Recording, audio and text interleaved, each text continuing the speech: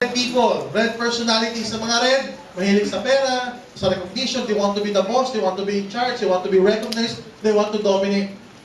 Pwede mo imbitahan na, Sir, may meeting po kami mamayang gabi, alas 6, and we're talking about money. What kind of money? Big money, massive money, mega money, ang laki ng pera pag-uusapan natin. Milyon. Pwede kang ikaw ang mag-number 1 dito sa Cebu. Pwede kang ma-recognize. Pwede kang itanghal na ikaw ang pinakamagaling ng pinakamalaking organization na di-develop. You will be in charge of your organization. Will you be there 6 p.m.? Ano sasabihin nun? 1 hour bago 6 p.m. nandun na ako. Reserve my seat. Ngayon pala, magbibuild ako ng grupo. Diba? Yan yung mga red people. Isipin mo, kapag red people ang kausap mo, tapos iimbitahan mo ng pang-blue, uy, prospect ako, may travel incentive kami. Yung product maganda, nakakatulong, mawala ang arthritis. Ano pakialam dun sa product?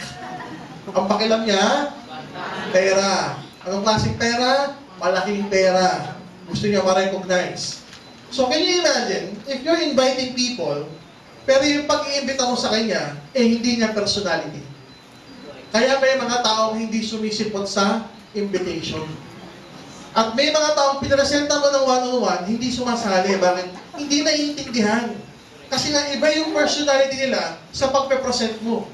So the trick there is know their personality and to invite, present, and close the sale using their language of personalities. Pag mahilig sa fun, huwag mo masyadong ituro yung pagtulong.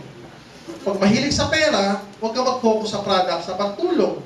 Pag mahilig sa pera, marketing plan, kitaan, recognition, silver, gold, global ambassador, profit sharing, aakyat ka ng entablado, 12,000 ang papalakpak sa'yo, 20,000 ang magiging witness mo sa Araneta. Mag-yes speech ka sa harapan ng 20,000 na tao.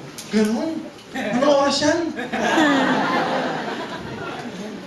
Yun ang mga gusto niyan, ng mga red personalities. Ngayon, nakikita mo na ba sa mga kaibigan mo yung mga red personalities? Yes! Yung mga blue. Yes! Ngayon, bago ko sabihin mo, nakikita mo na sa mga kaibigan mo, yung yellow, blue, red. Ang tanong ko, yung personality mo, nasasalamin mo na ba?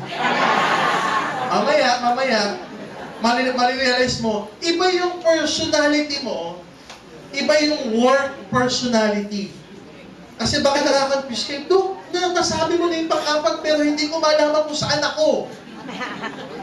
Kasi iba yung personality mo, inert, iba yung personality na ipapahayag mo dahil sa trabaho mo. Kunwari, yellow ka. Yellow personality ka. Okay? Kunwari, missionary ka. Missionary.